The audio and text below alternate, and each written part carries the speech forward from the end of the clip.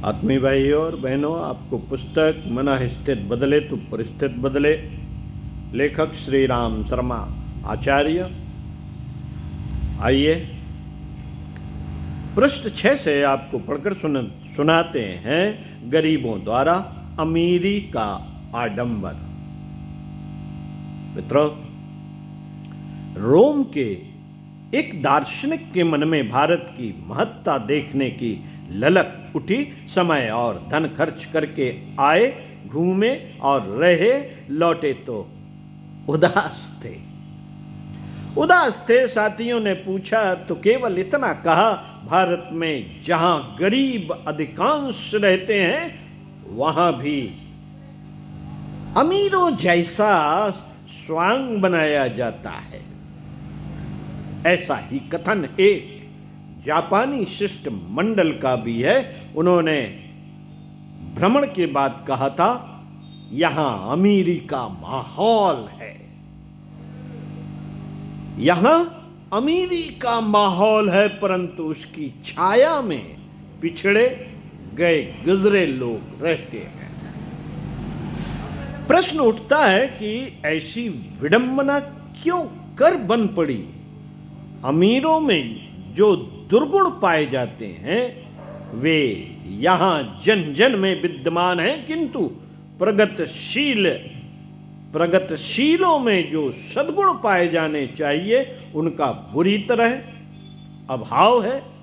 इस कमी के रहते गरीबी ही नहीं, अशिक्षा, गंदगी, कामचोरी जैसी अनेकों पिछड़ेपन की निशानियां बनी ही रहेंगी। ये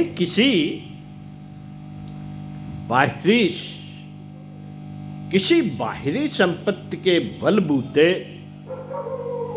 दूर न हो सकेंगी। भूमि की अपनी उर्वरता न रहे तो बीज बोने वाला, सिंचाई रखवाली करने वाला भी उपयुक्त परिणाम प्राप्त न कर सकेगा। मनुष्य की वास्तविक संपदा उसका निजी व्यक्तित्व है। वह जीवंत स्तर का हो तो उसमें यह खेल उद्यानों की तरह अपने को निहाल करने वाली और दूसरों का मन उलझाने वाली संपदाएं प्रचुर मात्रा में उत्पन्न हो सकती हैं, पर चट्टान पर हरियाली कैसे उगे व्यक्तित्व अनायास ही नहीं बन जाता। वह इर्द गिर्द के वातावरण से अपने लिए प्राणवायु खींचता है। जहां विषाक्तता छाई हुई हो वहां सांस लेना तक कठिन हो जाएगा। लंबे समय तक जीवित रहने की बात तो यहां बन ही कैसे पड़ेगी। साथियों, लंबे समय तक दुर्बलता के शिकार रहने वालों को धीरे धीरे कई प्रकार की बीमारियां घेरती और दबोचती रहती है।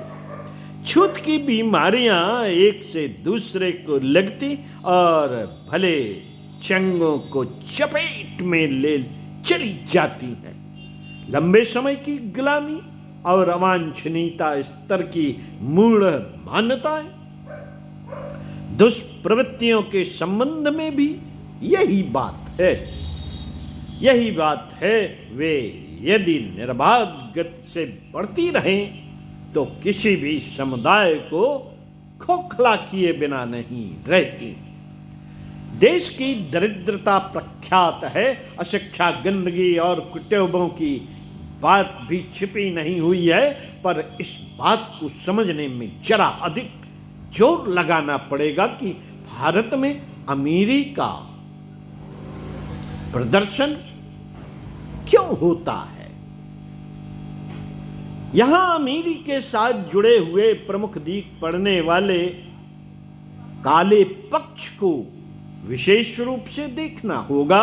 यूं इसके अपवाद भी देखे जाते हैं। अमीरी सदा अवांछनीयताएं ही उत्पन्न नहीं करती, सदुपयोग कर सकने वाले उसका अपने तथा दूसरों के लिए समुचित लाभ भी उठा लेते हैं।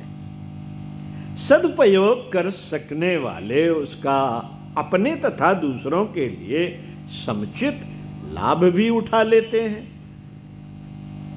पर आमतौर से वैसा कुछ नहीं बन पाता। अपने देश में बड़प्पन का अर्थ आलस्य और अपव्यय के दुर्व्यसनों की एक पूरी बटालियन भी साथ लग जाती है।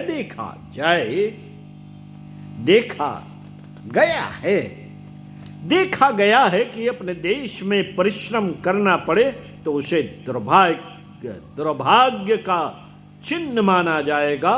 राजा, सामंत, जमींदार, अमीर, उमराव, संत, महंत, इस तरह के आदमी मेहनत करने में अपना अपमान समझते हैं।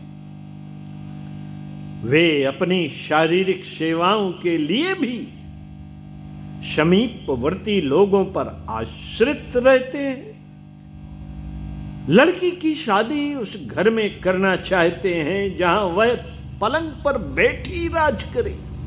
जिसे दिन भर काम करना पड़े उसे नीचा समझा जाता है। नेक भले व्यक्तियों को भी छोटा इसलिए ही माना जाता है कि वे दिन भर कड़े परिश्रम में लगे रहते हैं। अमीर या मालदार तो उन्हें ही समझा जाता है जिन्हें कुछ न करने की सुविधा हो। यह कामचोरी, हरामखोरी की आदत जहां भी जड़ जमाने लगेगी वहां से बेशरम बेल की तरह हटने का नाम ही न लेगी। मित्रों, अमीरों के साथ जुड़ा अपव्यय एक भारी रोग है।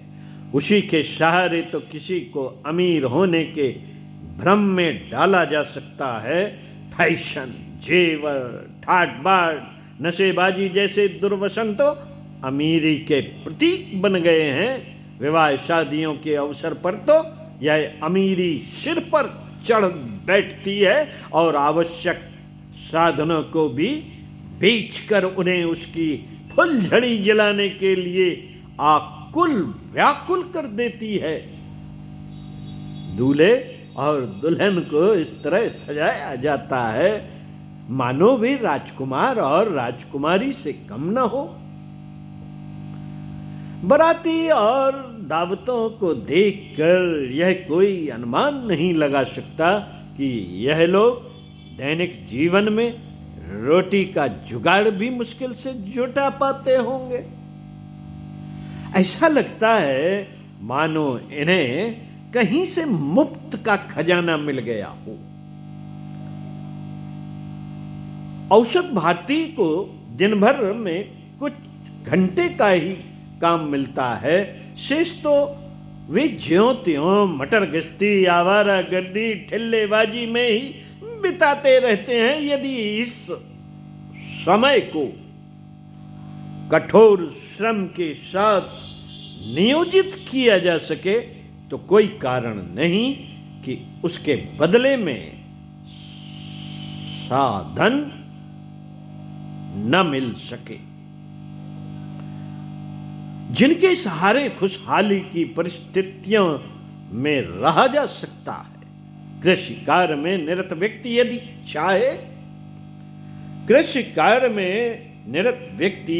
चाहे तो अपने प्रायः आधे समय में खालीपन की कुटीर उद्योगों में लगा सकता है।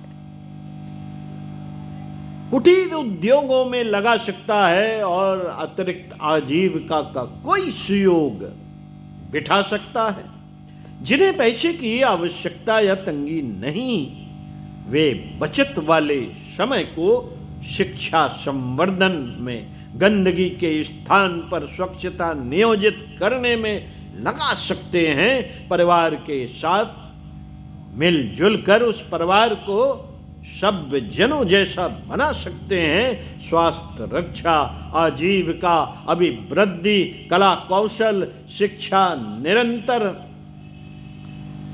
शिक्षा विस्तार जैसे अनेक कार्य हैं जिनके लिए यदि उत्साह उभरे तो कोई कारण नहीं कि आज की अपेक्षा कल अधिक संपन्न, शिक्षित, सभ्य एवं प्रतिभाशाली न बना जा सके। मित्रों, अपव्ययों को रोकने पर पैंदे में छेद वाले घड़े का सुराख बंद कर देने की तरह पानी भरा रह सकता है और प्यासे मरने की शिकायत से बचा जा सकता है। किंतु उस दुर्भाग्य को क्या कहा जाए, उस दुर्भाग्य को क्या कहा जाए जो समय के साथ श्रम को जुड़ने ही नहीं देता, अमीरी प्रदर्शन के प्रेत पिशाच का उन्माद सिर से उतरने ही नहीं देता। इस मूर्खना को, इस मूर्छना के रहते उठने, आगे बढ़ने और उपलब्ध क्षमताओं के सदुपयोग का उत्साह उभर ही नहीं पाता। इस मानसिकता के रहते न दरिद्रता से पीछा छूटने वाला है, न अशिक्षा से। प्रगति के दूसरे भी अनेकानेक आधार हैं, पर वे हस्तगत कैसे हों, जबकि पिछड़ापन अपने गुण, कर्म, स्वभाव का अविच्छिन्न अंग बन गया हो। अच्छा होता मित्रों,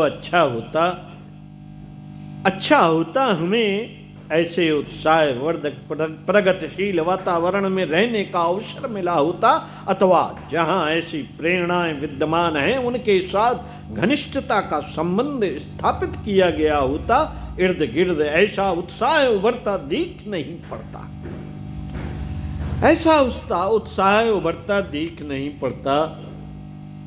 तो अन्यत्र अथवा भूतकाल में संपन्न हुए उन पुरुषार्थों से अवगत, प्रभावित होने का प्रयत्न किया ही जा सकता है। प्रयत्न ही किया जा सकता है। जो अच्छे भी, जो अभी भी प्रगतिशीलों की यश गाथा के रूप में कहीं कहीं तो विद्यमान हैं ही,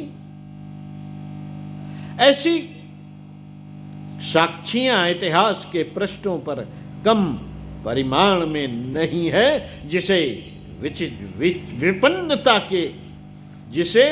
विपन्नता से उबरकर प्रगतिशील संपन्नता की दिशा में अग्रसर होना है। उसे उस अभ्यस्त मानसिकता को निरस्त करना पड़ेगा जो हमें अमीरी के मुखौटा पहनकर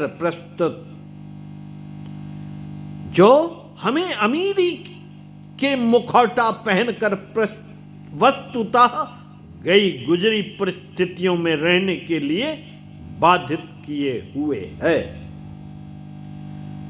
श्री राम शर्मा आचार्य, ओम शांति। इसी पुस्तक के अगले वीडियो में आपसे मिलते हैं। तीनों उद्यान फलेंगे और निहाल करेंगे। जानते हैं ये तीनों उद्यान क्या है? अगले वीडियो।